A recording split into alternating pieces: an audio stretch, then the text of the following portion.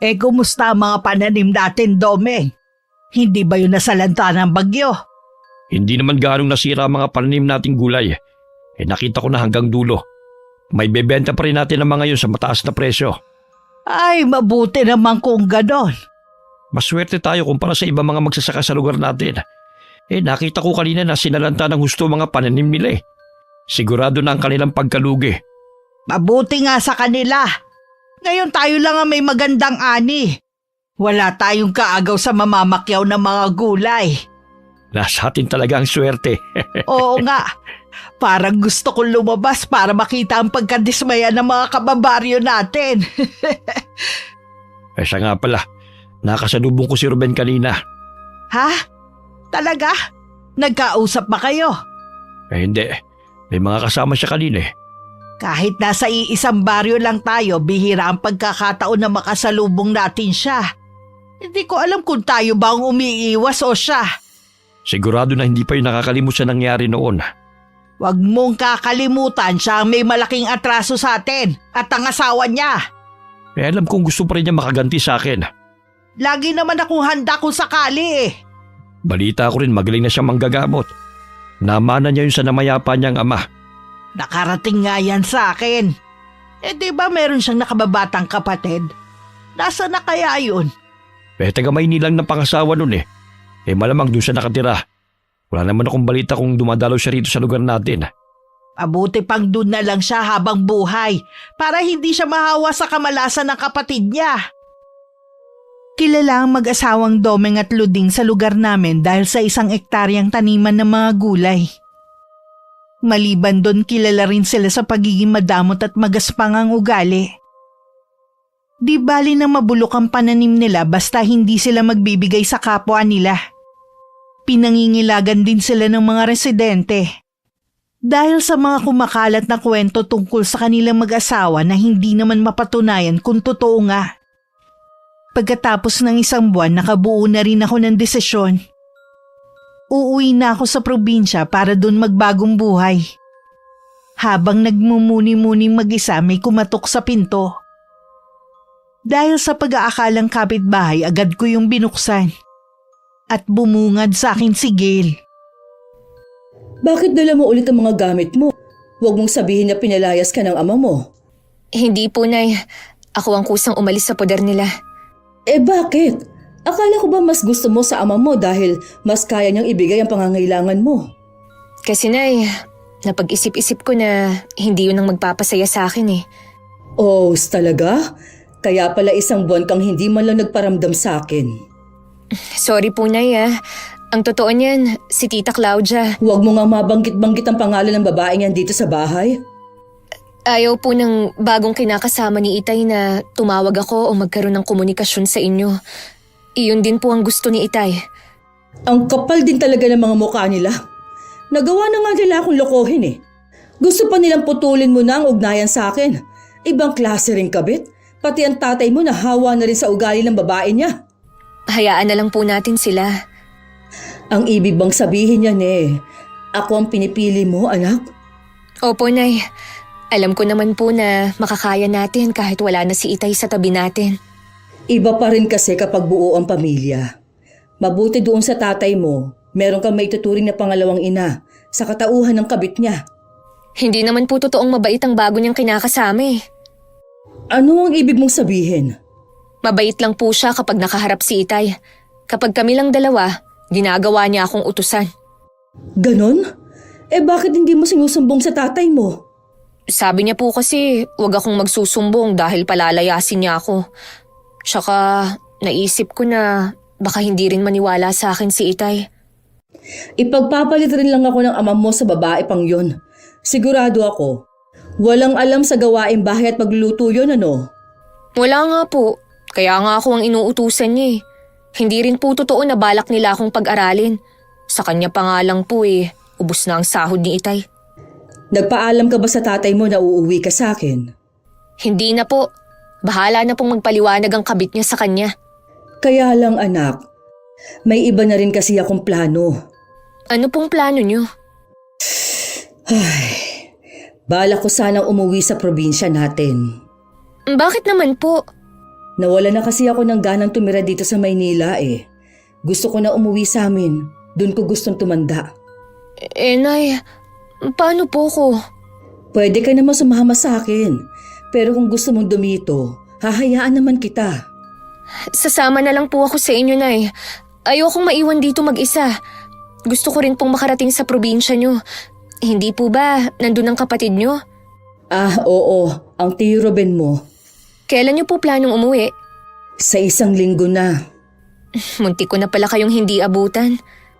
Balak naman kitang puntahan sa bahay ng ama mo para magpaalam. Mabuti na rin na nandito ka na. Hindi ko rin kasi kayang mawalay sa iyo ng matagal. Nagtampo nga ako dahil 1 buwan kang hindi nagpaparamdam sa akin. Sorry po, Nay. Nagkamali po ako ng desisyon na sumama kay Itay. Sigurado na susugod dito ang ama mo oras na malaman niyang umuwi ka dito sa akin. Kahit po anong gawin niya, hindi na ako sasama sa kanya. Kinabukasan nga maaga pa lang pumunta na sa bahay ang dati kong asawa. Nag-usap muna kami bago niya kinausap ang aking anak. Sa huli, hindi rin naman niya nakumbinsi si Gail na sumama sa kanya. Nangako naman ng ama na padadalhan na lang siya para makapag-aral. Hanggang umalis ang ama ni Gail, hindi na ako lumabas ng kwarto. Nakaalis na ba ang ama mo? Opo, Nay.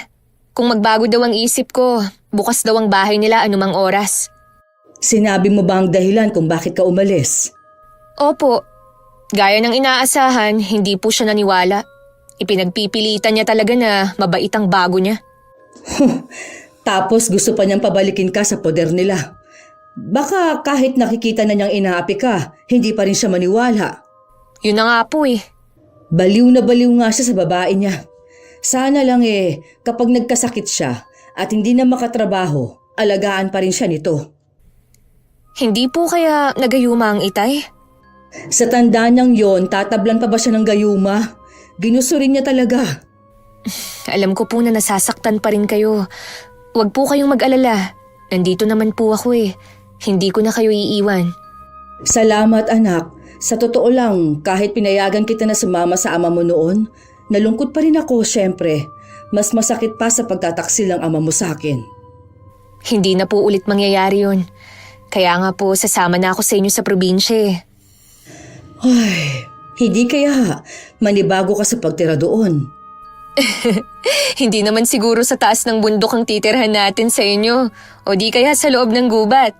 Hindi naman. Kaya lang, malayo sa nakagisnan mong buhay. Ayos lang po yun, Nay. Ang importante sa akin, magkasama tayo. May mga eskwelahan rin naman sa bayan. Makakapag-aral ka pa rin naman. Kailangan mo nga lang mag-dorm dahil malayo rin kung mag-uuwian ka. Tsaka na lang po tayo magplano kapag nandun na tayo. Oo nga. Total naman wala na tayong gagawing mahalaga dito. Siguro nga mas mabuti pang umuwi na tayo ng mas maaga. Kung yun po ang tingin yung mas makakabuti. Nagpasya kami ng anak ko na sa makalawa na ng madaling araw umalis. Hindi ko alam kung dahil sa sobrang pag-iisip ba o dahil sa pagod na rin kaya nanaginip ako ng masama ng gabing yun. Hinahabol daw kami ng anak ko ng isang matandang bruha. At balak kaming lutuin sa kumukulo nitong kawa. Nagising ako sa malalakas na yugyug sa balikat ko. Bahagya ko pang naitulak si Gail nang magising ako. Ayos lang po ba kayo? Gail, anong ginagawa mo dito?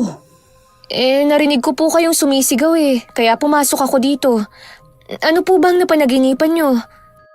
Hindi ko na maalala eh. Anong oras na ba? 3:00 na po ng madaling araw. Hindi na siguro ako makakatulog nito. Pupunta na lang ako sa kusina. Matulog ka muna, maaga pa naman. Sasamahan ko na lang po kayo. Hindi na rin po ako makakatulog eh. O sige, maya-maya lang naman ng kaunti dadaan na yung nagpapandesal. Abangan mo at mag-iinit lang ako ng tubig. Nay, alam na po ba ng kapatid nyo na uuwi tayo? Oo anak, pero hindi lang alam ni kuya kung kailan. May pamilya na rin po ba siya? May asawa siya pero namatay sa panganganak kasama ng bagong silang nilang anak. Hindi na po ba siya ulit nag-asawa? Hindi na. Itinuon na lang niya ang panahon sa panggagamot. Isa siyang albularyo? Oo, namana niya yon sa aming ama. Kayo po ba marunong din manggamot, Nay? Nako, hindi anak. Ang Tio Ruben mo lang. Nay, kapag nandun na po tayo, ano po ang gagawin nyo? Ang ibig ko pong sabihin magtatrabaho po ba kayo? Marami naman akong pwedeng pasukan doon. Yun nga lang, puro sa lupa. Pwede naman na tulungan ko na lang si kuya sa maliit naming sakahan. Pangunahing hanap buhay kasi doon, pagsasaka. Ganun po ba? Ano, ayaw mo na bang sumama sa akin pa uwi? Nagbago na bang isip mo? Hindi po Sasama po ako sa inyo. Harangan man ako ng sibat. Ikaw talaga. Oh, naran na yung pandesal, narinig ko na. Bumili ka na at yun na lang ang almusal natin. Dumating ang araw ng pag-alis namin ni Gail. Nagliliwanag pa lang nasa terminal na kami.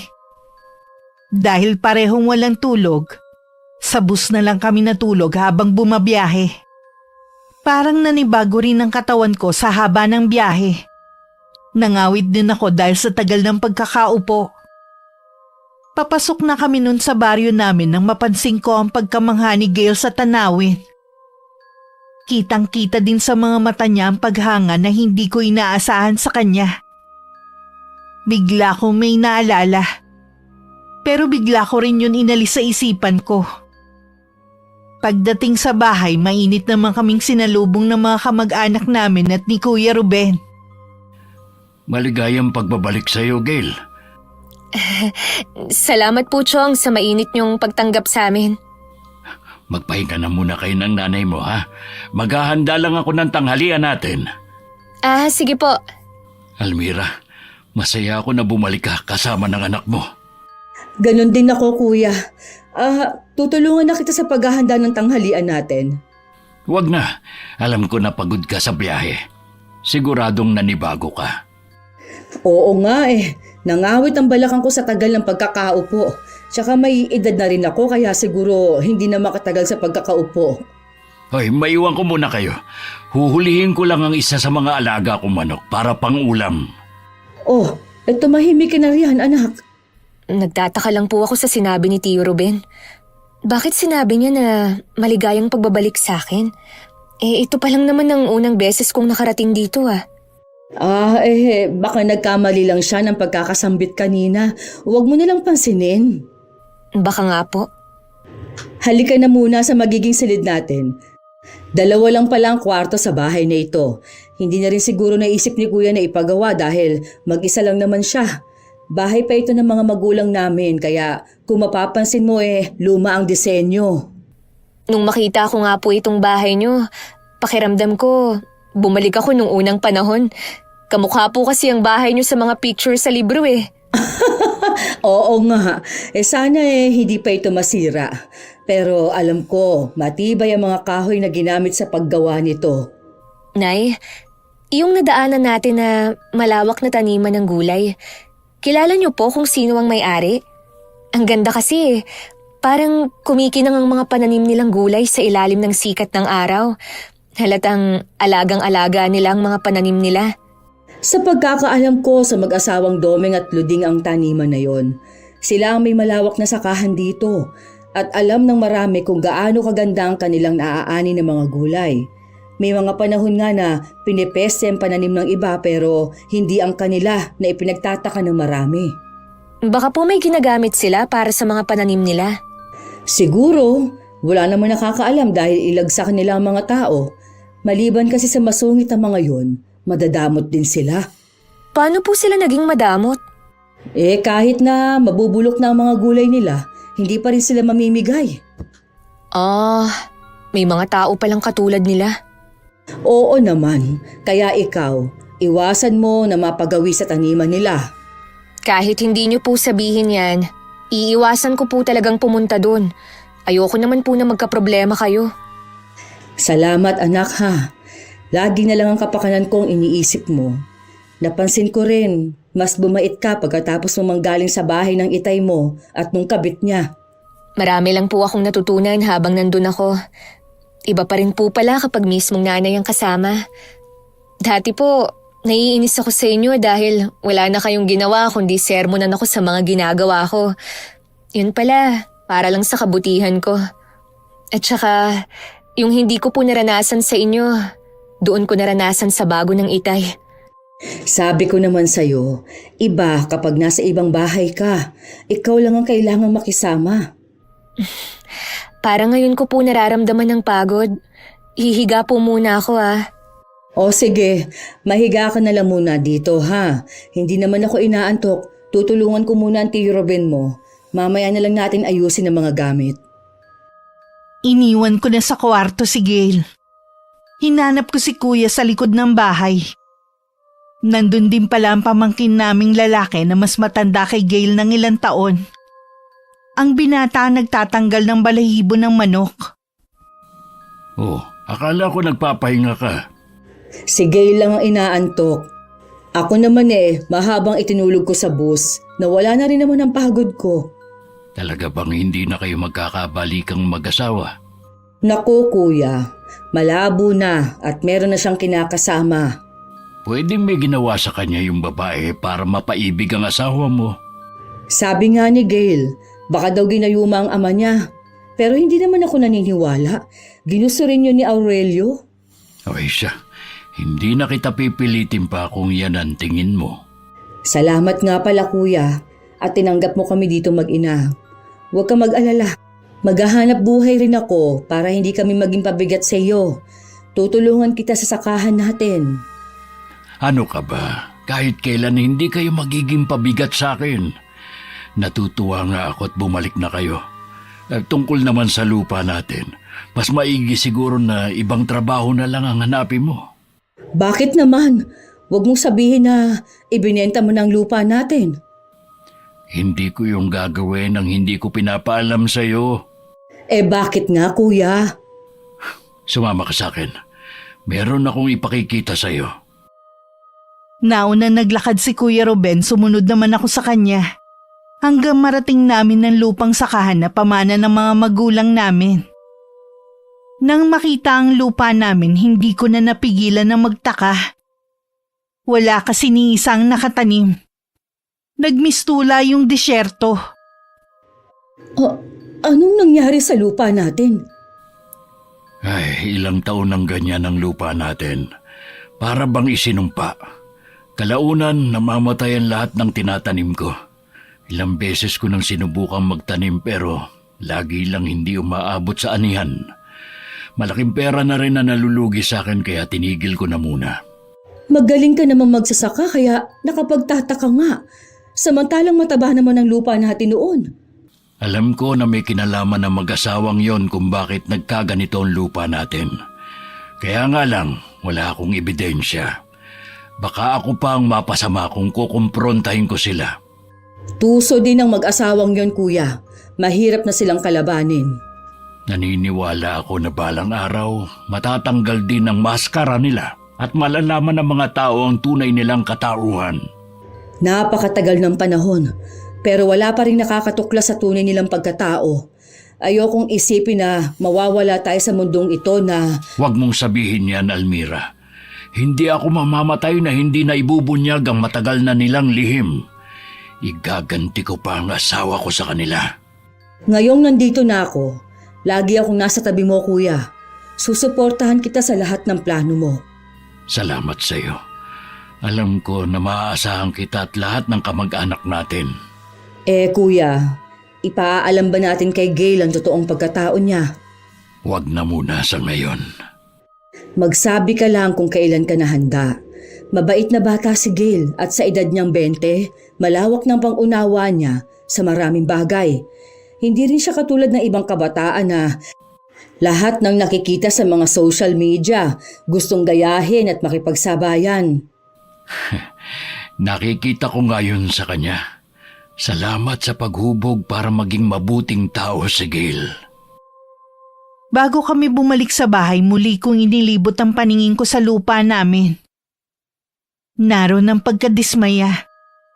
Pero wala na akong magagawa sa problemang yun. Nang kakain na kami ng tanghalian, ginising ko na si Gail. Pinagsaluhan naming tatlo ang masaganang tanghalian ng araw na yun. Isang linggo na kaming naroon nang maisipan kong magluto ng kakanin at saka ibenta. Natutunan ko ang pagluluto noon nung buhay pa ang aming ina. Katatapos ko lang noon magluto nang dumating naman si kuya galing sa panggagamot. Kumusta ang pasyente mo? Magaling na siya. Mabuti na agapan. Ano ang naging sakit niya? May kumukulam daw kay Darwin. Ayaw pa ngang maniwala eh. Sinabihan ko lang mauubos ang pera niya pero hindi siya gagaling sa mga doktor. Mabuti na kumbinsi mo na magpagamot sa'yo. Ikinumbinsi siya ng nanay niya. Nahawa na kasi sa asawang taga-syudad kaya nag-iba bigla ang paniniwala.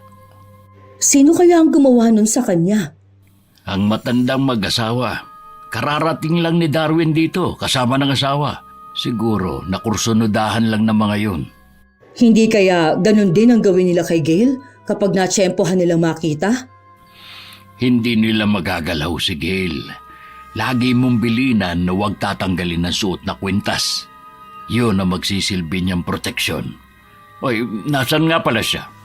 Kasama ng pamangkin nating si Lenlen, ipinadala ko yung isang bilaong suman kina Aling Diday.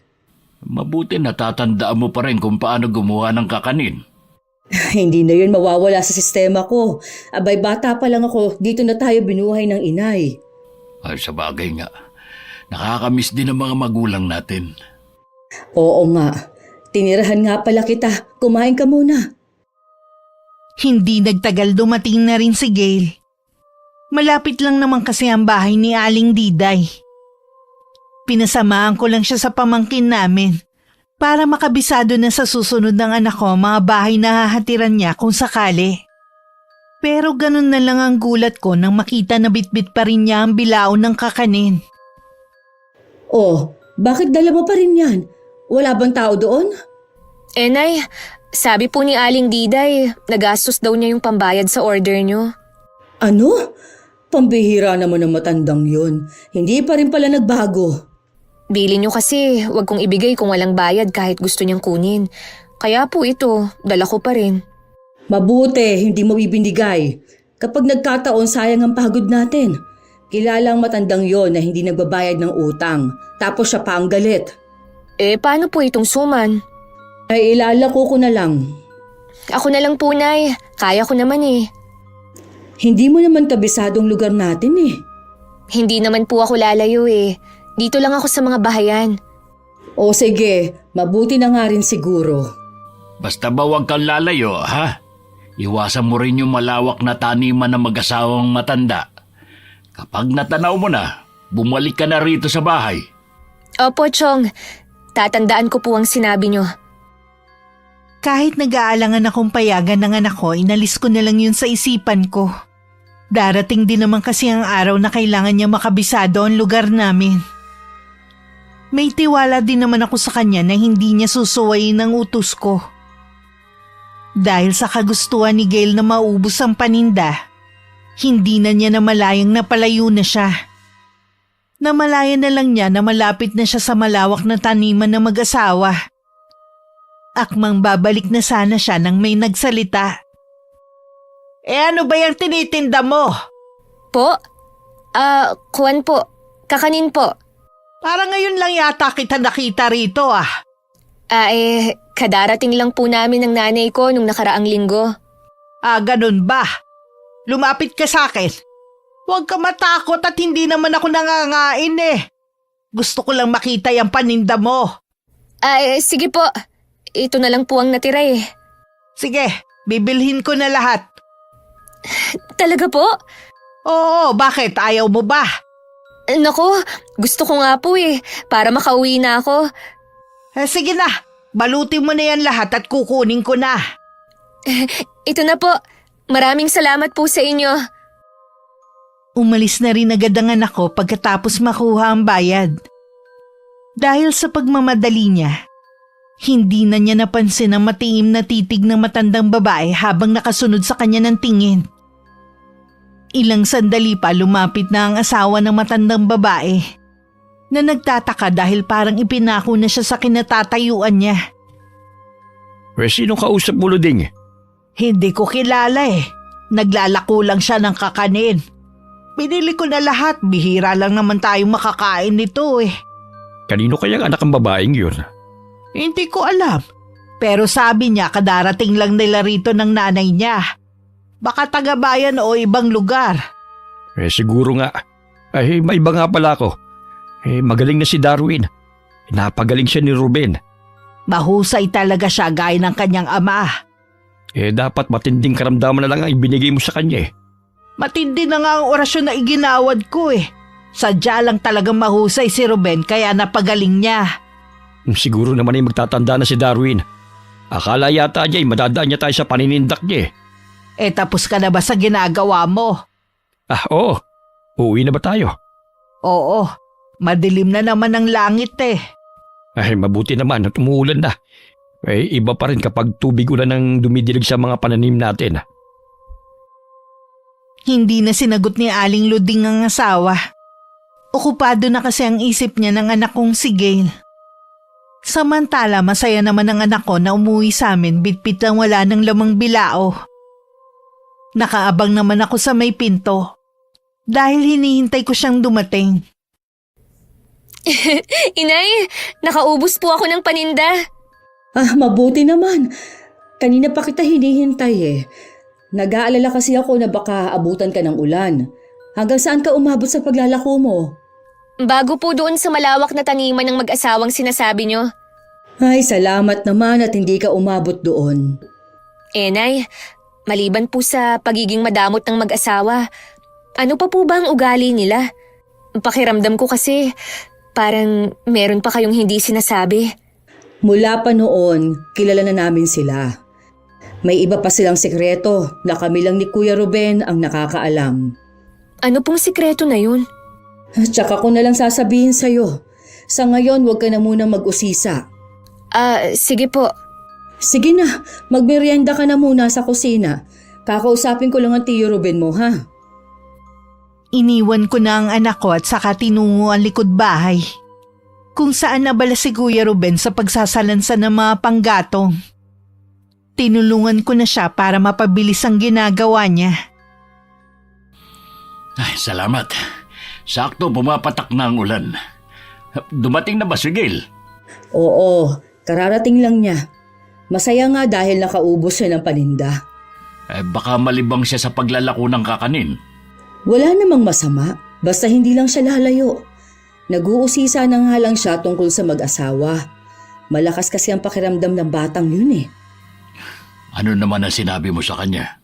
Hindi ako pwedeng magsinungaling sa anak ko. Kaya sinabi ko na lang na tsaka ko nasasabihin sa kanya.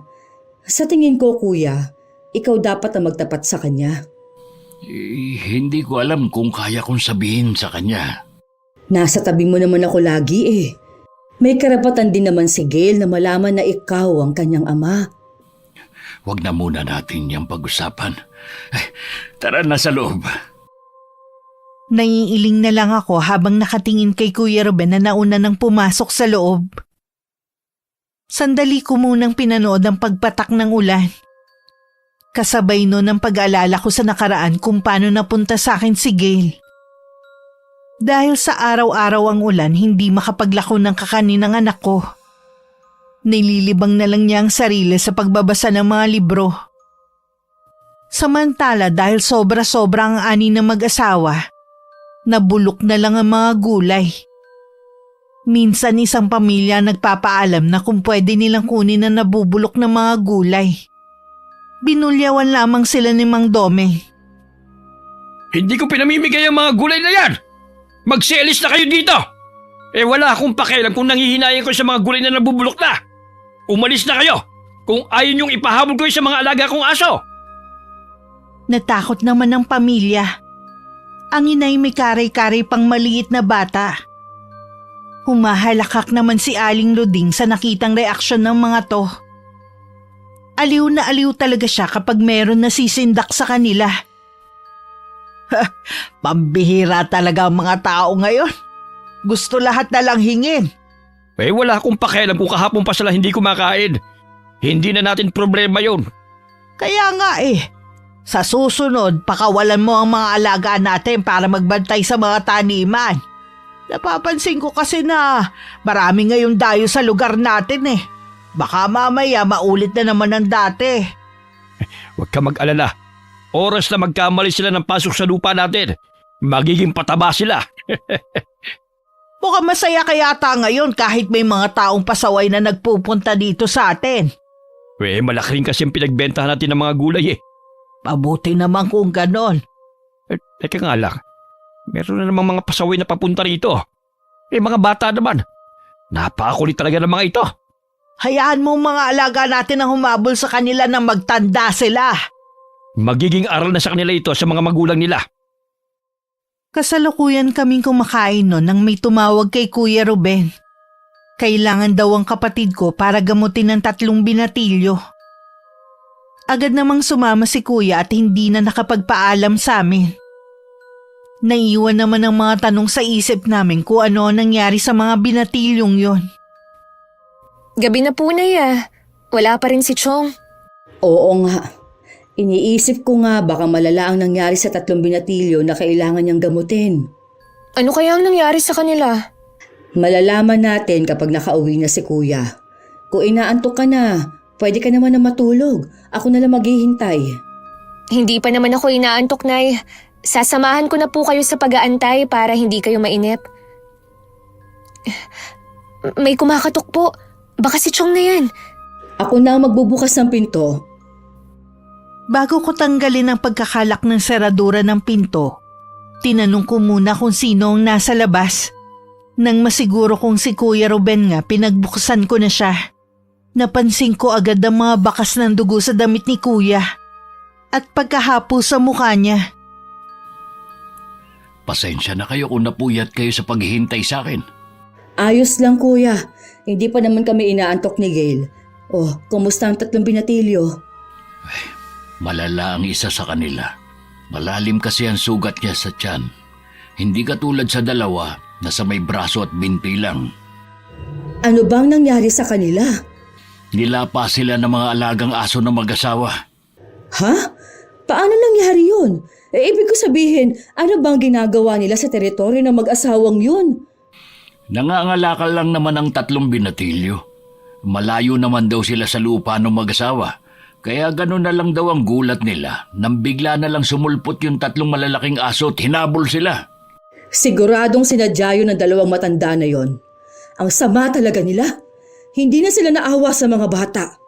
Kanina sinugod ng mga kamag-anak ng 3 ang kanilang bahay. Ang sabi daw sa kanila, gusto daw magnakaw ng 3 binatilyo na tinanggi naman ng 2. Pinupulot lang daw nila ang mga basyo ng bote sa daan para ibenta. Mas naniniwala ako sa mga bata. Kilala sila na likas na mababait at masisipag sa pag-aaral. Naaawa ako sa mga batang yon. Kung meron lang sana akong maitutulong sa kanila. Kailangan nila ng dasal. Lalo na si Carl na malala ang lagay. Chong, bakit hindi pa po sila dalhin sa ospital? Malala na po pala ang lagay ng isa sa kanila. Lalo lang mapapasama kung dadalhin sa ospital ang mga binatilyo. Bakit naman po, Chong? Ay, mahirap ipaliwanag, iha. Gail, mabuti pa matulog ka na.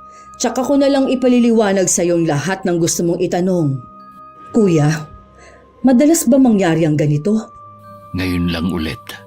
Marami na kasi mga dayo dito, kaya hindi nila alam ang tungkol sa mag-asawang yun. Mali yatang umuwi kami dito ni Gail. Huwag mong sabihin yan. Matagal na rin naman ako nangulila sa anak ko. Gusto ko rin siya makasama. Ay, pasensya ka na, kuya.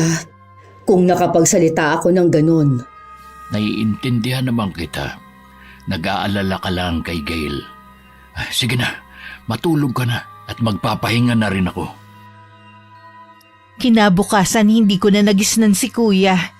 Sa pag-aakala kong baka binalikan niya ang mga binatilyo, hindi naman ako nag-alala. Lingid sa akin, pinuntahan ni Kuya Ruben ng mag-asawa. Anong ginagawa mo rito, Ruben? Sino ka mo nandito? Ang mortal nating kaaway. Narito sa teritoryo natin. Ang lakas ng loob mong pumunta rito. Sagad na hanggang buto ang kasamaan ninyong mag-asawa, ha? Pati mga bata, nagawa ninyong ipahabol sa mga alaga ninyo. Gusto nila kami pagnakawan eh. Kaya hinabol sila ng mga aso namin. Sinungaling! Ano ka mo? Ilagay mo sa lugar ng tapang mo. Baka nakakalimutan mo kung nasan ka. Hindi ko nakakalimutan. Hindi ko lang maatim na pati mga inosenteng bata sinaktan ninyo. Ay pagsabihan mo ang mga kababaryo mo na huwag gambalain ng pananahimik namin. Kayo ang gumagambala sa katahimikan ng mga taga rito.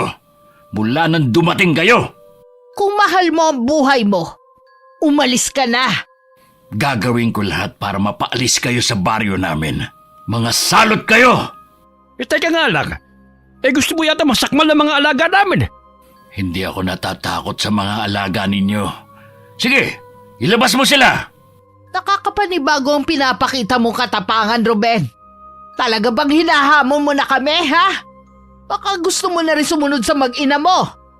Bago ako sumunod sa kanila, sisiguruhin ko na kayo muna ang mawawala. Talagang... Hayaan mo na lang siya. Iniwanan pa ng matatalim na sulyap ni Kuya Ruben na mag-asawa bago naglakad palayo. Natitigilan naman ang dalawa at hindi maganda ang kutob sa pagpunta na yun ni Kuya. Nababaliw niya ata ang Ruben na yun para pumunta rito. May pinaplano siya. Hindi ko lang maisip kung ano. Talasan mo ang pakiramdam mo, baka bumalik siya sa mga susunod na araw. Huwag ka mag-alala. Ako ang bahala sa kanya. Siya nga pala. Naalala mo yung dalagang binilhan mo ng kakanin? Anak pala yun ni Almira. Bumalik na sila rito. Kaya pala pamilyar sa akin na mukha ng babaeng yun eh. Pero bakit hindi ka mukha ni Almira? Mas hawig nga yung bata ka eh. Hindi kaya... Nung gabi lihim na bumalik ulit si Kuya Ruben sa bahay ng mag-asawa. Pakubli-kubli siya sa mga pananim para hindi siya makita. Natanaw naman niya ang mga alaga nilang aso. Nang masigurong tulog na ang mag-asawa, tsaka niya inilabas ang sariwang karne na tumutulo pa ang dugo. Agad naman yun naamoy ng mga aso at saka sinundan ng amoy. Sige, lumapit kayo. Dadaling ko kayo sa lugar kung saan kayo nararapat. Kahit nakita na siya, hindi man lang siya inangilan ng mga aso. Mas interesado sila sa dala niyang karne. Hanggang makalayo sa bahay at marating ang gubat, tsaka na lang ibinigay ni Kuya ang mga malalaking tipak ng karne na may pampatulog. Ilang sandali pa, isa-isa nang tumumba ang 3 aso. Ganyan nga, matulog kayo ng mahimbing. Hindi karapat-dapat mag-alaga ang mag-asawang yun ng mga aso. Ginagamit lang kayo para makapanakit ng tao. Kinabukasan maagang bumangon si Mang Domeng. Nagtataka naman na hindi siya sinalubong ng mga alaga. Bigla naman siyang kinutuban ng hindi maganda. Hinanap niya ang mga yun pero ni bakas wala siyang makita. Para bang naglaho na lang basta ang mga alaga niya. Saan ka ba nagpunta ha? Namamaos ako sa kakatawag sa'yo mula kanina eh. Hinanap ko yung mga alaga nating aso eh. Mula kaninang umaga wala na sila eh. Baka nandyan lang sila umiikot sa taniman natin. Naikot ko na ang buong taniman natin ng gulay. Hindi ko sila makita.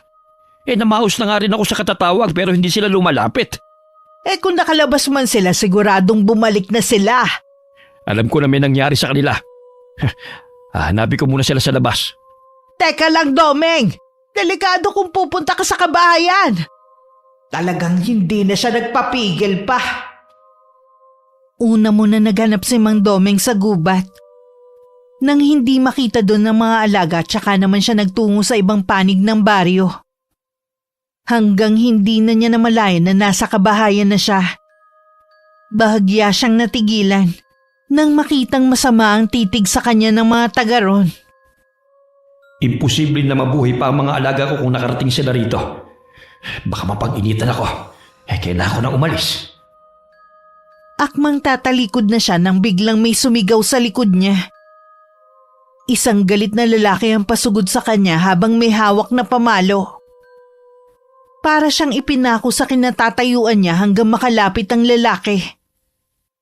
Ang ibang naron sumugod na rin sa kanya. Dahil marami ang umaatake sa kanya, hindi na niya nagawang ipagtanggol ang sarili. Nagawa naman niyang makatakas pero bugbog sarado naman ang inabot niya. Domeng! Ano nangyari sa'yo? Sino may kagagawan niyan sa'yo? Ang mga tao, sinugod nila ako. Galit na galit sila sa akin. Mga hayop sila! Ano karapatan nila para saktan ka, ha? Magbabayad ang mga taong yun sa ginawa nila sa'yo! Hindi ko kasi namalayan na nakarating na ako sa kabahayan. Huli na para makaiwas ako. Yung isang lalaking sumugod sa akin, ama ng isa sa mga binatilyong sinakmal ng alaga natin. Kasalanan din naman nila kung bakit nangyari yun sa mga anak nila eh. Hindi nila bantayan para hindi nakakarating sa mga lugar na bawal sila. Sa narinig ko kanina, patay na ang isa sa binatilyo. Wala akong pakialam kahit maubos pa sila. Maupo ka na muna dyan at kukunin ko lang ang mga gamot. Nag-aalala ko sa mga alaga natin. Baka may masama nang nangyari sa kanila. Huwag mo na silang intindihin kung patay na sila. Mas mahalaga ang buhay mo kaysa sa mga hayop na yon. Pero Luding, matagal na natin silang alaga. Kahit papano'y kapamilya ng turing ko sa kanila. Itong tandaan mo, Domeng. Tayo lang ang magkapamilya. Parang baliwala lang sa'yo yung ilang taon ng pagsiservisyo ng mga alaga natin sa atin. Pwede naman natin silang palitan kung gusto mo eh. Ayoko ng kapalit. Hahanapin ko pa rin sila kapag kaya ko na. Napahamak ka na nga dahil sa paghahanap sa kanila eh. Itutuloy mo pa rin talaga na hanapin sila. Titigil lamang ako kapag nakita ko mismo ng mga mata ko na wala na sila. Ay, bahala ka na nga. Ang tigas ng ulo mo. Nang sumunod na mga araw, sunod-sunod ang pagkakasakit ng mga tao. Mabuti na lang naroon si Kuya Ruben. Alam niyang kagagawan niyo ni Aling Luding. Dahil gusto nitong ipaghiganti ang asawa na binugbog ng mga tao. Mabuti pa kuya, magpahinga ka naman. Bumabagsak na ang katawan mo sa matinding pagod dahil sa panggagamot mo. Hindi ko pwedeng talikuran ng mga nangangailangan ng tulong ko. Kaya lang kuya, kalusugan mo naman ang nalalagay sa alanganin. Ayos lang, basta makatulong ako. At isa pa, hindi ako basta pababagsakin na matinding pagod lang. Kumain ka na muna kuya para makabawi ka ng lakas mo. Iniwan ko muna si Kuya Ruben at pinuntahan si Gail sa labas ng bahay. Naabutan ko siyang tulala at parang malalim ang iniisip. Kinalabit ko siya at bahagya pa siyang nagulat. Nakakagulat naman kayo, Nay. Natulala ka na kasi dyan. Nandito po kanina si Mang Domeng. Ha? Nasaan na siya? Umalis na po siya. Meron ba siyang sinabi sa'yo? Hinahanap po niya ang mga alaga niya. Bakit naman niya dito hahanapin? Hindi ko rin po alam eh. Pero sabi niya, alam niyang si Chong lang ang pwedeng gumawa nun. Nambintang pa talaga siya. Pasalamat siya at hindi akong nakausap niya, kundi makakarinig siya na maaanghang na salita sa akin. Nay, meron pa siyang sinabi eh. Kung hindi daw natin ilalabas ang mga alaga niya, matutulad daw tayong lahat sa mag-ina ni Chong. May kinalaman ba sila sa pagkamatay ng pamilya ni Tio Ruben? Ay, siguro wala namang masama kung pahapyaw mo nang malalaman ang nangyari noon. Sila nga ang pumatay sa asawa ni Kuya sa pamamagitan ng kulam. Talaga po? Kaya hanggat pwede, iwasan mo sila. Tara na sa loob ng bahay. Pinapasok ko muna si Gail sa kwarto namin. At saka ko binalikan si Kuya na tamilmil na kumakain sa kusina. Sinabi ko rin na nakausap ni Gail si Mang Domeng at hinahanap ang mga alaga niyang aso. Talagang pumunta pa siya rito? Magtapat ka nga, kuya. May kinalaman ka ba sa pagkawala ng mga alaga niyang aso? Oo. Kinuha ko ang mga alaga nila para hindi na maulit ang nangyari sa mga binatilyo. Kaya pala sigurado siyang ikaw ang kumuha sa mga alaga niya. Nasaan ang mga aso? Pasalamat sila hindi ko pinatay ang mga alaga niya. Hindi nila kasalanan na ganoon ang kanilang ugali. Walang dapat sisihin kundi ang mga amo nila. Nasaan na nga ang mga aso kung hindi mo sila pinatay? Itinali ko muna sila pansamantala sa lupang pag-aari natin. Sa oras na malaman nila na ikaw ang nasa likod ng pagkawala ng mga alaga nila, siguradong gaganti ang mga yun. Hindi nila yun malalaman. Sa susunod na bumalik siya, huwag niyo nang haharapin. Ako na ang bahala sa kanya. Alam na pala ni Gail ang tungkol sa pagkatao nila. Sinabi kasi ni Mang Doming na matutulad tayo sa mag-ina mo kung hindi ilalabas ang mga aso niya. Mabuti na rin sigurong malaman niya ang tungkol sa mag-asawang yon para maiwasan niya hanggat maaari. Balak ko na rin ipagtapat sa kanya kung ano ang tunay naming relasyon sa mga susunod na araw. Kahit anong pakiusap ni Aling Luding sa asawa na tigilan na ang paghahanap sa mga alaga nila, hindi niya mapasunod ang lalaki. Patuloy siya sa paghahanap sa mga yun araw-araw. Napabayaan na rin ni Mang Doming ang taniman nila na dahilan ng kanilang pagtatalong mag-asawa. Kailan ka ba titigil sa ginagawa mo, ha? Hanggat hindi ko nakikita ang mga alaga natin. Mga hayop lang ang mga yun pero ang mga pananim natin ang pinagkukunan natin ng kabuhayan. Pinababayaan mo na dahil sa paghahanap mo sa mga yun. Hindi ko rin maaasikaso mga pananim natin kung sobrang pag-aalala ko. Kung hindi ka patitigil, gagamitan na kita ng orasyon. Sige, gawin mo. Basta ako gagawin ko rin ang gusto ko. Paano kung pinatay na sila ng mga tao para makaganti sa atin? Nararamdaman ko na buhay pa sila. Kaya hanapin ko sila kahit na anong mangyari. Yan tigas talaga ng ulo mo, matanda ka. Kaya mo namang alagaan ang taniman natin. Kaya ikaw na muna ang bahala. Sige, gawin mo na ang gusto mo basta bumalik ka lang dito ng ligtas. Ilang araw na rin sinusundan ni Mang Doming ang kapatid ko. Malakas kasi ang kutob niya na may kinalaman si Kuya Ruben sa pagkawala ng mga alaga niya. Isang araw nagtaka matandang lalaki kung bakit imbis na tumuloy sa bahay si Kuya, sa lupa namin siya pumunta. Sa pagkakaalam kasi niya matagal nang hindi napapakinabangan ng lupang yun dahil inurasyonan ng asawa niya.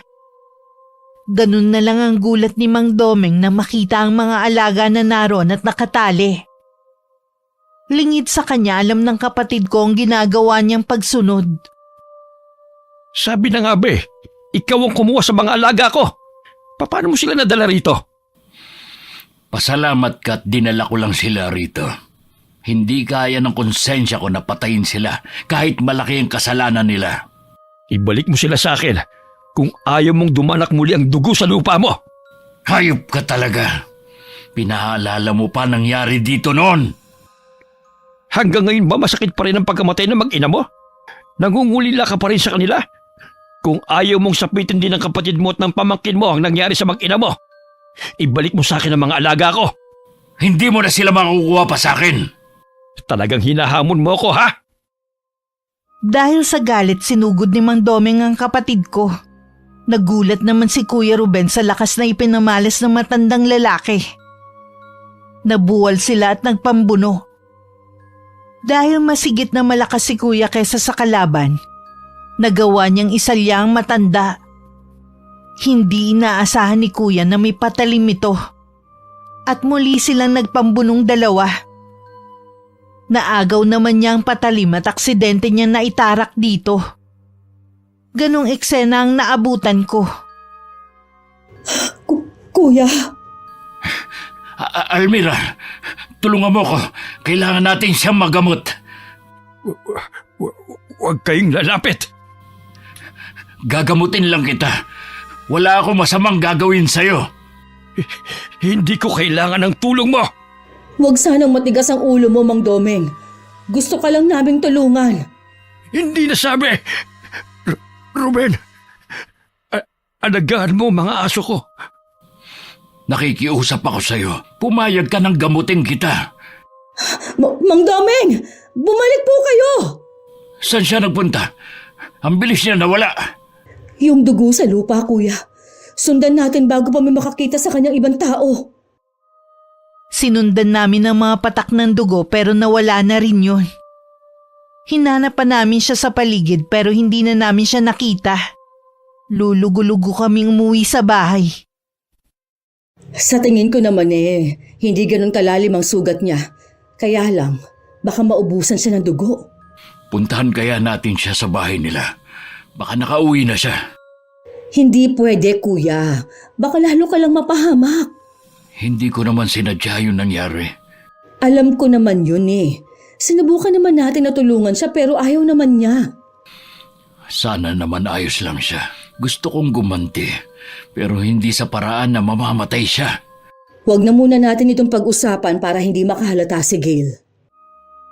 Nang mga oras na yun, nag-aalala naman si Aling Luding sa asawa. Dahil madilim na, wala pa rin ito.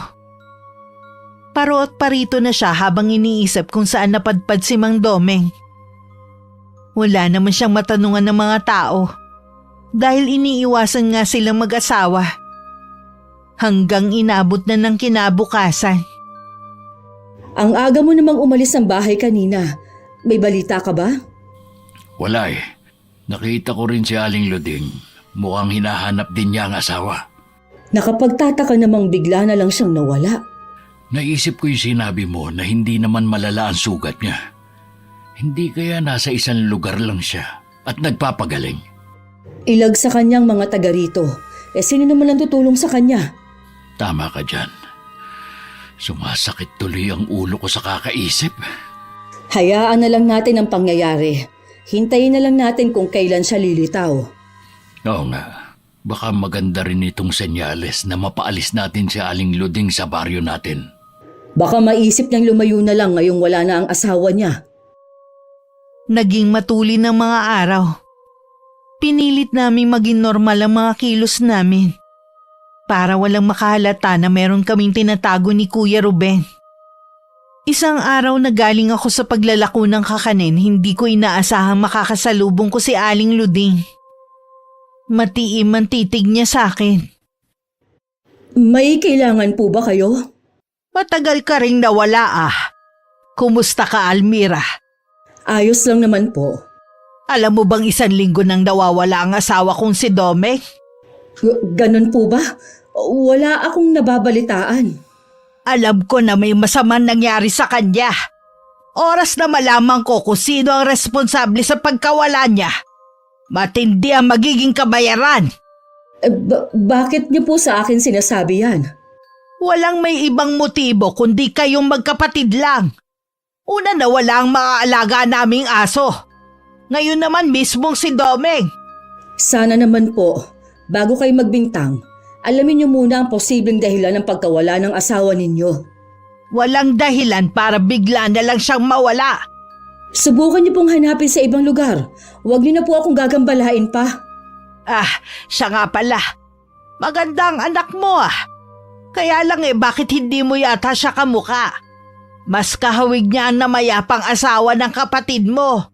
Hindi lang basta magkahawig para silang pinagbiyak na bunga. Binabalaan ko po kayo. Huwag na huwag ninyong kakantiin ni dulo ng daliri ng anak ko. Bilang ina, kaya ko pong gawin ang lahat para maprotektahan lang ang anak ko. Sa tingin mo matatakot mo ko Hindi po ako nananakot lang. Sinasabi ko lang ang pwede kong gawin. Sige po, Aling Luding. Hinihintay na kasi ako ng anak ko. Alam kong meron kang itinatago. Palalaman ko rin kung ano yun. Malayo-layo na ang nalalakad ko nang lumingon ako. Pero wala na sa kinatatayuan nito si Aling Luding. Mabuti na lang masama ang pakiramdam ni Gail dahil sa buwan ng dalaw. Kaya ako na lang ang naglako ng araw na yon. Pagdating sa bahay, sinilip ko lang ang anak ko sa kwarto at nakita ko nga natutulog siya. Ilang sandali pa dumating na si Kuya Ruben. Agad kong sinabi sa kanya ang pagtatagpo namin ni Aling Luding kanina habang pauwi ako. Sa tingin ko, kuya, may alam na si Aling Luding tungkol sa pagkatao ni Gail. Natatakot ako na baka maunahan niya tayo sa pagsasabi sa kanya. Hinuhuli ka lang niya, kaya dapat kalmado ka lang kapag harap siya. Malaki kasi ang pagkakahawig ni Gail sa asawa mo, kaya siguro nagkahinala siya. Kukuha lang ako ng tiyempo at ipagtatapat ko na rin kay Gail ang lahat. Gawin na natin sa lalong madaling panahon. Nasaan ba si Gail? Masama ang pakiramdam niya. Nasa kwarto lang siya maghapon. Sabihan mo ko kapag nagising na siya. Dahil masama pa rin ang pakiramdam ni Gail, ipinagpaliban muna namin ng pakikipag-usap sa kanya. Kinabukasan naman maagang umalis si Kuya Ruben. Ako na nga din ang naglako ng kakanin dahil hindi pa rin maayos ang pakiramdam ng anak ko. Nang makaalis ako sa bahay, wala akong kaalam-alam na pupunta dun si Aling Luding. Kasalukuyang nasa balkonahin nun si Gail at nagpapahangin. Ano pong kailangan nyo? Sa'yo ko may sadya, iha. Sa akin po? Ngayon ako nakakasiguro na anak ka ni na Ana at Ruben. Ho? Tama po bang narinig ko sa inyo? Oo, iha. Hindi mo tunay na magulang ang mga nakalakhan mo. Hindi mo tiyuhin si Ruben, kundi ama mo. Pero, hindi ko po maintindihan. Namatay ang tunay mong ina dahil sa panganganak sa'yo. Malamang ikaw ang sinisisi ng ama mo kaya ibinigay ka niya sa kinikilala mong ina. Hindi po ako naniniwala sa inyo. Kailangan sa kanila ko mismo marinig ang sinasabi nyo. Sige, tanungin mo sila. Umalis na po kayo rito. Ayoko pong magkagulo dito sa bahay ng dahil sa inyo. Alam nyo na hindi kayo welcome sa bahay na to. Marami akong masasamang naririnig na ginagawa nyo. Siguro narinig mo kina Ruben at Almira, no? Kahit po yung ibang tao, hindi maganda ang sinasabi nila tungkol sa inyo. Sikat pala ako sa baryong to. Malayo pa lang natanaw ko na si Aling Luding nakausap ang anak ko. Kaya binilisan ko na ang mga hakbang ko para makalapit ako agad.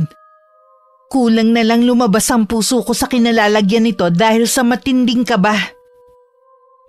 Anong ginagawa mo dito, Aling Luding? Ang bilis mo namang umuwi, Almira. Naubos ba agad ang paninda mo, ha? Ang tanong ko ang sagutin nyo. Ano po ang ginagawa ninyo dito? Itanong mo na lang sa anak mo kung ano ang napag-usapan namin. Isa lang ang masasabi ko sa iyo, Almira. Hindi habang buhay maitatago ang sekreto ninyo. Hayaan mo ako magpaliwanag, Sige, Gail. maiwan ko na kayong Balak mag-ina, na ha? namin ipagtapat sa iyo ang Siguradong katotohanan. mahaba-haba din ang Humahanap lang kami ng pag-uusapan tiyempo. ninyo, eh. Gail, anak. Ano ang sinabi ng matandang yun sa'yo? Nay, totoo po bang hindi kayo ang Kapakanan tunay mo kong lang ina? ang iniisip niya. Si Chong at ang namatay ng asawang tunay kong mga Na baka magulang. hindi kanya mapalaki na maayos nun dahil sa pagkawala ng tunay mong ina ng matandang yun. Natatakot din siya na baka balikan ka Kung ng ganun, mag-asawa. Kaya kahit totoo nga. masakit, ibinigay ka niya sa akin. Hindi ko maintindihan kung bakit kailangan gawin yun ni Chong.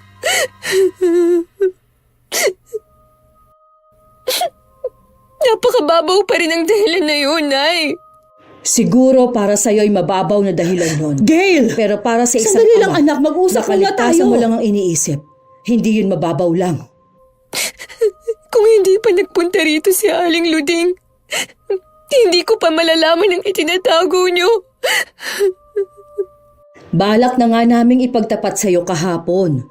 Kaya lang nga masama pa rin ang pakiramdam mo. Maniwala ka, Gail. Hindi namin intensyon na lokohin ka. Walang intensyon. Pero ilang taon yung itinago. Iwan niyo muna ako. Gusto ko lang mapag-isa. Wala akong nagawa kundi pabayaan na muna si Gail. Buong maghapon lang siya nagkulong sa kwarto namin. Hanggang dumating si Kuya Ruben, hindi pa rin siya lumalabas. Ipinagtapat ko na rin na naunahan na kami ni Aling Luding sa pagsasabi ng katotohanan sa dalaga. Sa palagay ko, ginawa yun ni Aling Luding para gumante. Dahil may hinala siya na tayo ang nasa likod ng pagkawala ng asawa niya. Kakausapin ko si Gail. Gusto raw muna niya mapag-isa. Hayaan na lang muna natin siya.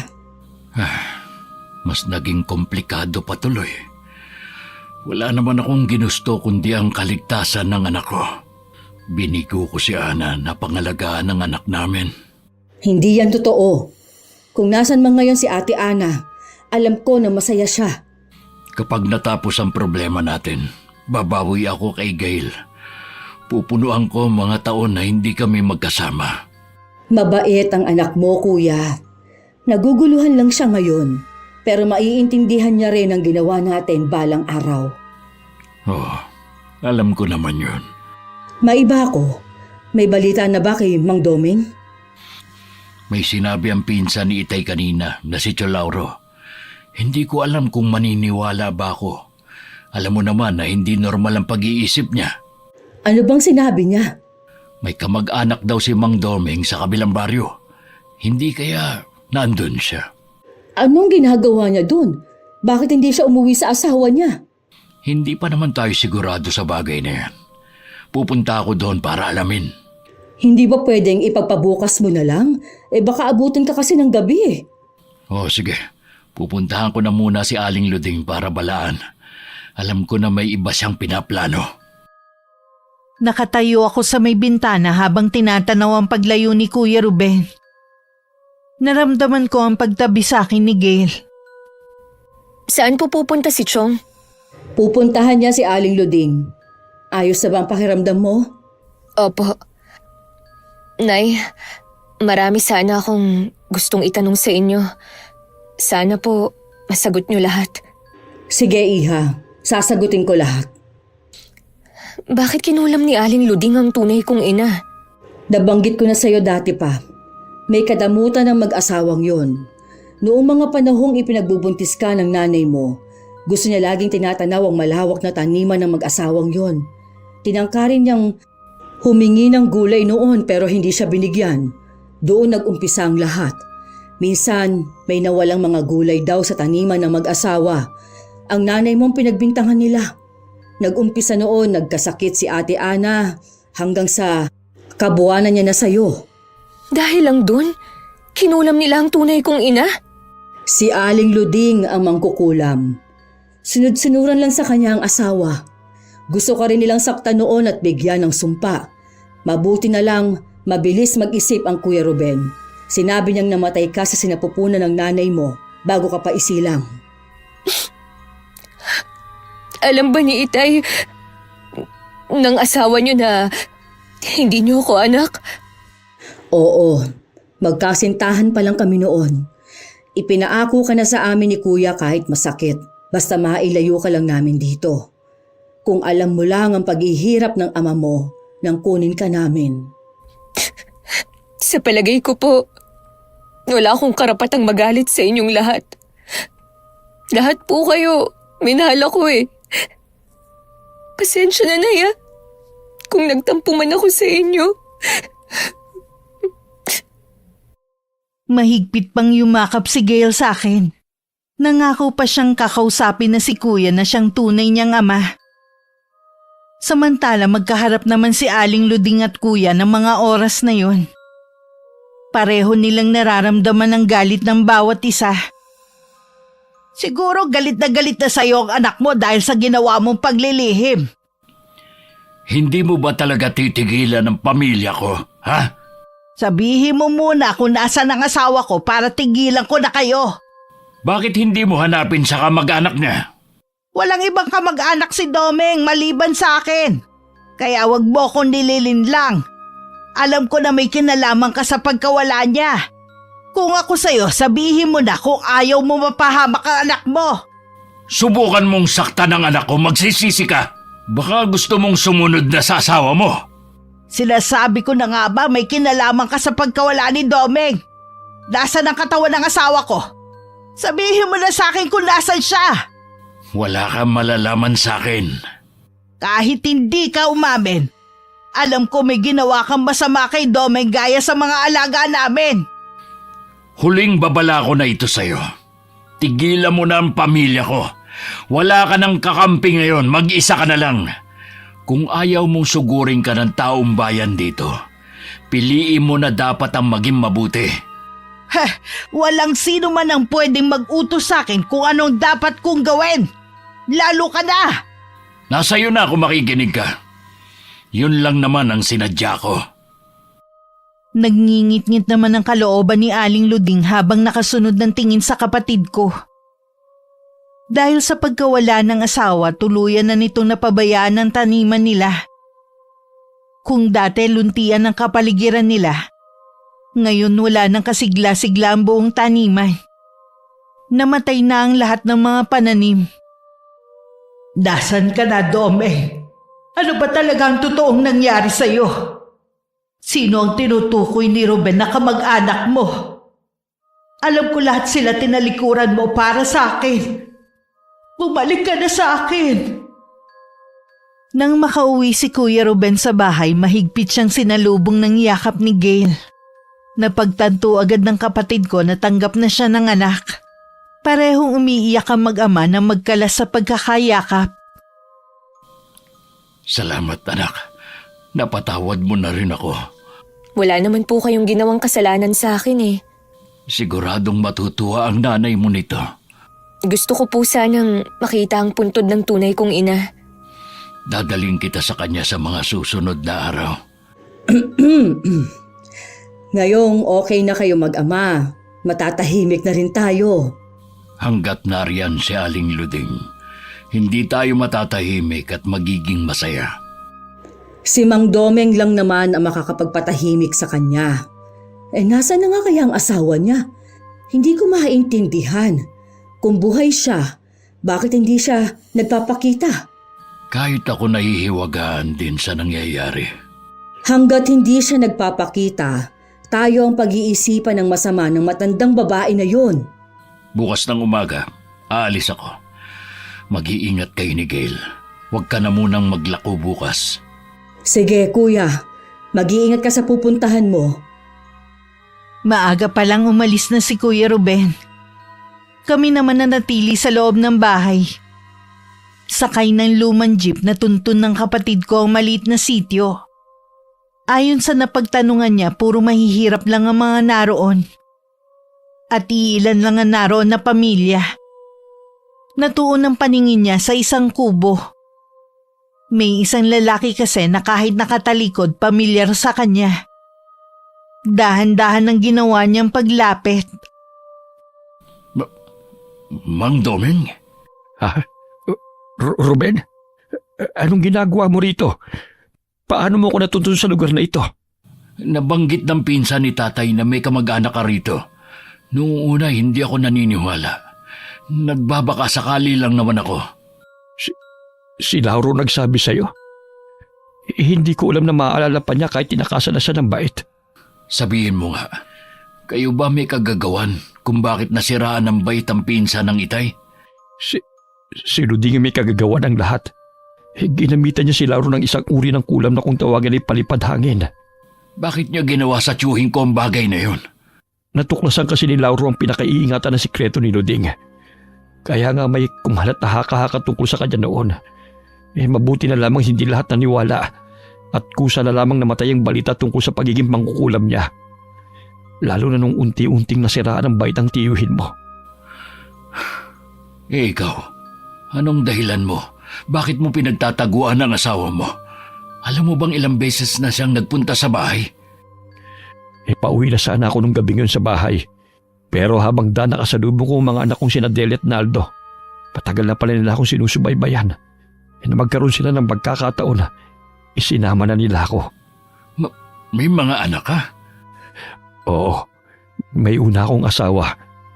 Namatay siya bago ko naging asawa si Luding. Magaling ka na naman ha. Bakit hindi mo pa siya binabalikan? Yun sana ang bala ko. Pero merong ipinagtapat sa akin ang mga anak ko. Kaya nagbago ang isip ko. Anong pinagtapat nila sa'yo? Hindi sa sakit namatay ang una kong asawa, kundi sa kulam. Binigyan lamang niya ng sakit yon hanggang mamatay para maangkin niya ako noon. Mahal ko si Luding, pero hindi ko siya mapapatawad sa ginawa niya. Gusto ko rin makasama ang mga anak ko at apo sa mga huling taon ng buhay ko. Sa tingin ko, buo na ang pasya mo. Pero alam mo ba ang perwisyong gagawin niya sa pamilya ko? Patawarin mo ako, Ruben, kung wala akong magagawang tulong sa iyo. Ilang taon din akong naging masama. Mas masarap pa rin pala ang pakiramdam na maging mabuting tao. At isa pa, hindi na rin ako papayagan ng mga anak ko na bumalik pa o magpakita man lang kay Luding. Gusto ko na lamang napapaniwalain siya na patay na ako. Ano pa nga ba magagawa ko? Gusto mo nang magbago sa piling ng pamilya mo. Hindi na kita gagambalain pa. Masaya ako na nakita mo pa rin ang tuwid na daan. Natauhan na rin ako. Salamat sa mga anak ko. Pinagtangkaan rin pala ni Luding ang mga buhay nila. Kaya naman pinalabas siyang patay na sila. Ganun ba? Wala talagang tatalo sa kasamaan niya. Kaya nga kailangan mong ingatan ang pamilya mo. Paano? Aalis na ako. Huwag kang mag-alala. Walang makakaalam na buhay ka pa. Ruben, ang altar kung saan nag-oorasyon si Luding sa pinakalikod ng taniman ng mga mais. Baka balang araw ay makatulong yon. Salamat sa'yo. Tutuloy na ako. Parang nabunutan ng tinik si Kuya Ruben sa nalaman. Sa wakas wala ng mga katanungan na naiwan sa kanyang isipan. Masaya rin siya dahil ang inaakala niyang masamang tao mas pinili pa rin magbago. Pagdating sa amin, naabutan niya si Aling Luding habang nakikipagtalo sa akin. Agad niyang iniharang ang sarili para matigil na ang matandang babae. Di ba't binalaan ko na kayo na wag na manggugulo ulit sa pamilya ko? Sa tingin mo basta-basta mo ako mapapasunod, ha? Parang baliw na ang matandang yan, kuya. Ikaw ang mababaliw oras na hindi niyo ilabas si Domenko. Tanggapin nyo na lang na wala na siya at hindi na babalik. Hindi! Ayoko! Pwes, wag nyo siyang hanapin dito. Kahit bali-balik na rin nyo pa ang bahay namin, hindi nyo siya makikita dito. May sinabi ka na kamag-anak ni Domeng. May alam ka ba na natitira niyang kapamilya? Sinabi ko lang yon dahil ayaw nyong tumigil. Pero wala akong alam sa bagay na yon. Dapat kayo ang nakakaalam kung may pamilya pa ba ang asawa nyo. Sinasabi ko na sa'yo wala na siyang pamilya. Kaya imposible na may kumukup-kup sa kanya. Mas naniniwala ako na may ginawa kayong masama sa kanya. Kaya magtapat na kayo. Bago maubos ang pasensya ko sa inyo. Ako ang nauubos na ang pasensya sa inyo. Kapag hindi ka pa umalis, ipagkakalat ko sa lahat ang sikreto mo. Hindi lang yun ang gagawin ko. Hihikayatin ko rin sila na sugurin ang bahay mo hanggang mapaalis ka namin sa baryong ito. Gawin mo! Nang malaman natin kung sino sa atin ang mas magaling. Isa-isa pa kaming tinapunan na matalim na sulyap ni Aling Luding bago umalis. Nakahinga naman ako ng maluwag nung umalis na siya. At saka na kami pumasok sa loob ng bahay. Hindi naman makapagsalita si Gail dahil sa matinding kaba. Huwag na kayong matakot. May palagay ako na hindi na siya babalik. Tay, Nay, bakit hindi na lang tayo umalis sa lugar na to? Sa Maynila na lang tayo. Sigurado, doon, hindi na tayo magugulo ni Aling Luding. Hindi ganun kadali ang sinasabi mo, Gail. Hindi basta may iwan ni kuya ang buhay niya rito sa probinsya at hindi siya sanay sa syudad. Sa tingin ko, tama si Gail. Ha? Huwag mong sabihin, kuya, na... Kung para sa kaligtasan ng anak ko, handa muli akong magsakripisyo. Mas gugustuhin ko pa na hindi na tayo magkita kahit kailan. Bumalik na kayo sa Maynila. Hindi po, Tay. Hindi kami aalis kung hindi ka kasama. Pero anak... Buo na po ang pasya ko. Kung hindi po kayo sasama sa amin ng inay, sama-sama na lang po nating harapin si Aling Luding. Sang-ayon din ako sa sinabi ni Gail. Nang gabing yun habang tulog na ang dalaga, lumabas ako ng kwarto namin. Alam ko kasing gising pa ang kapatid ko ng mga oras na yon. Naabutan ko nga siya sa sala. habang nakatayo sa may bintana at nakatanaw sa kadiliman ng gabi. Kuya, Oh, bakit hindi ka pa natutulog? gaya mo, hindi rin ako makatulog. Ano nga palang nangyari sa lakad mo kanina? Buhay pa nga si Mang Domeng. Ha? Talaga ba? Bakit hindi pa siya nagpapakita sa asawa niya? Wala na siyang balak na magpakita pa kay Aling Luding. Kasama na niya ang 2 anak at mga apo. Gusto niyang magbagong buhay. Hindi ko maintindihan. Ibig sabihin, may sarili pala siyang pamilya? Oo, si Aling Luding din ang may kagagawa ng maagang pagkamatay ng asawa niya. Kinulam niya rin yun? Ganun na nga. Pati ang mga anak ni Mang Domeng gusto niyang saktan noon. Kaya minabuti nilang palabasin. Napatay na rin sila. Dati, nagagalit ako kay Mang Domeng. Pero ngayon, awa nang nararamdaman ko sa kanya. Pareho tayo. Humanga rin ako dahil pinili niyang magbago. Habang may buhay talaga, may pagkakataon pa rin na magbago. Si Aling Luding kaya, kailan? Huwag na tayong umasa na magbabago pa siya. Sa bagay nga, ilang beses na siyang nagbanta sa atin eh. Sinabi mo ba kay Mang Domeng na tayo ang ginugulo ng asawa niya?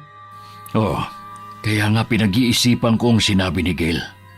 Ano ka mo? Kuya, kakayanin mo bang iwan ang bahay mo dito sa probinsya?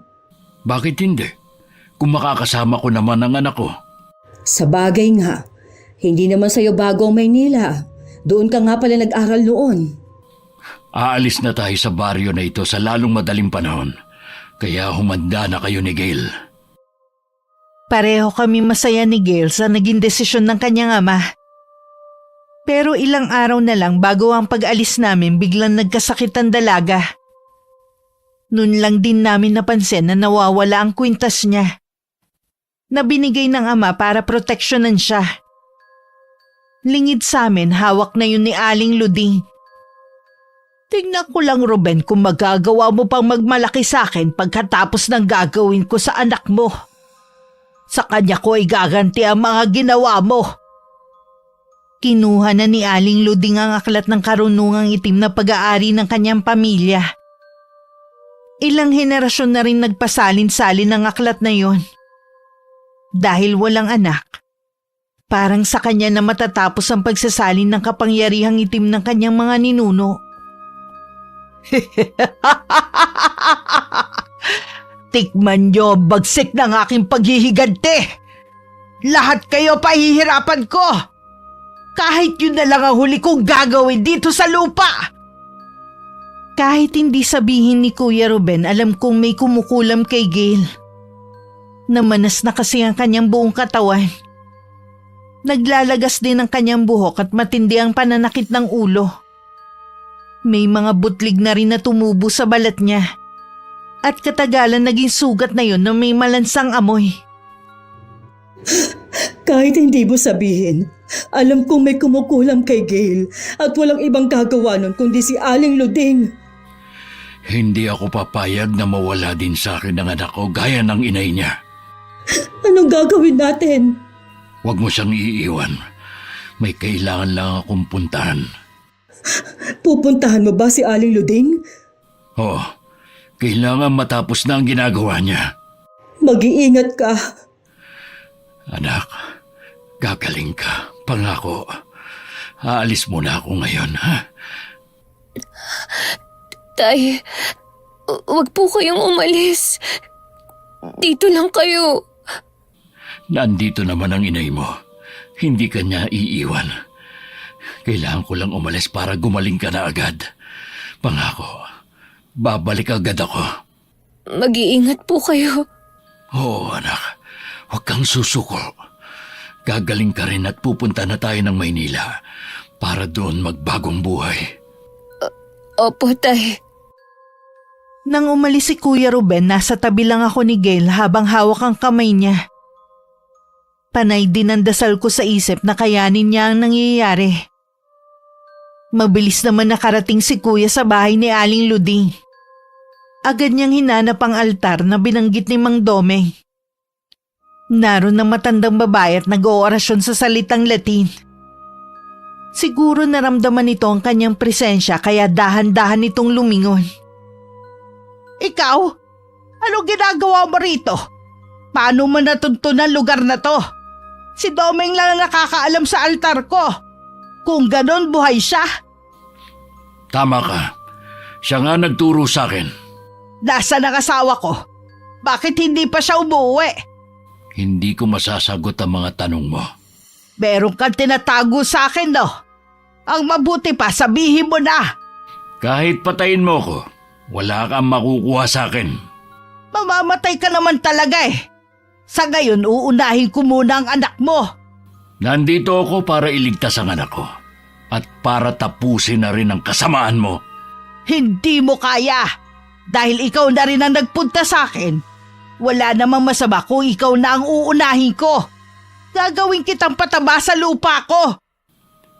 Hindi ako matutulad sa iba mo pang biktima. Tingnan na lang natin. Merong ibinubulong si Aling Luding sa kapatid ko habang matalim ang pagkakatitig.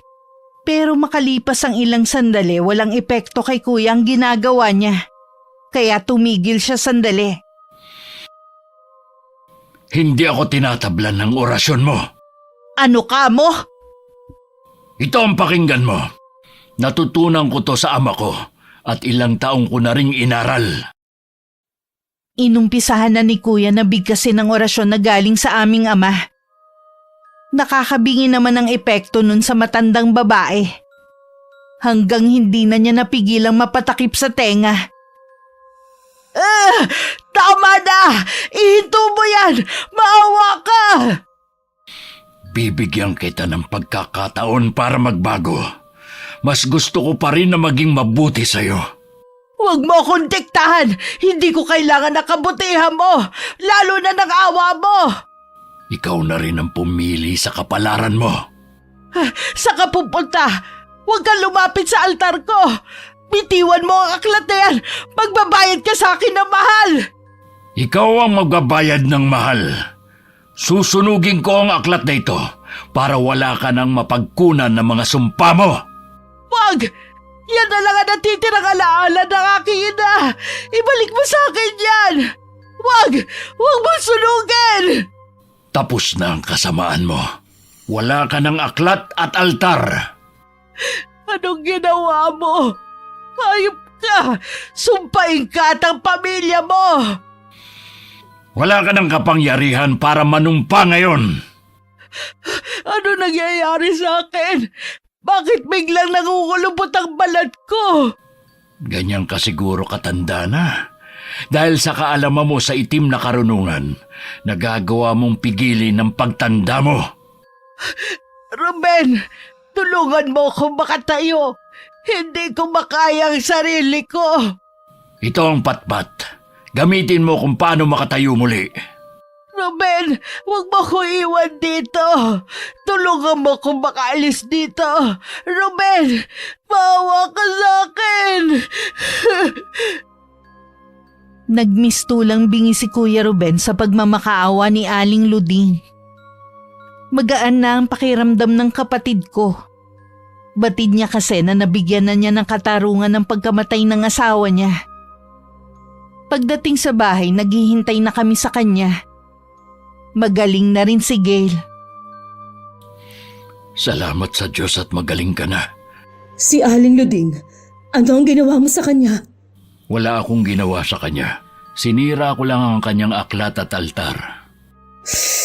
Ay, salamat naman kung ganon.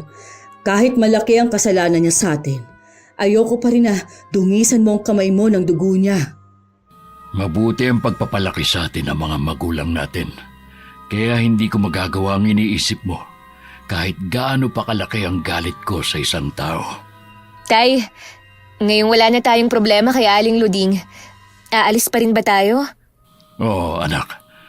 Mas gusto kong magbago sa ibang lugar. Kung ganun po itutuloy ko na ang ginagawa kong pagliligpit ng mga gamit. Sa wakas, matatahimik na rin tayo. Nabigyan mo na rin ng hustisya si Ate Ana.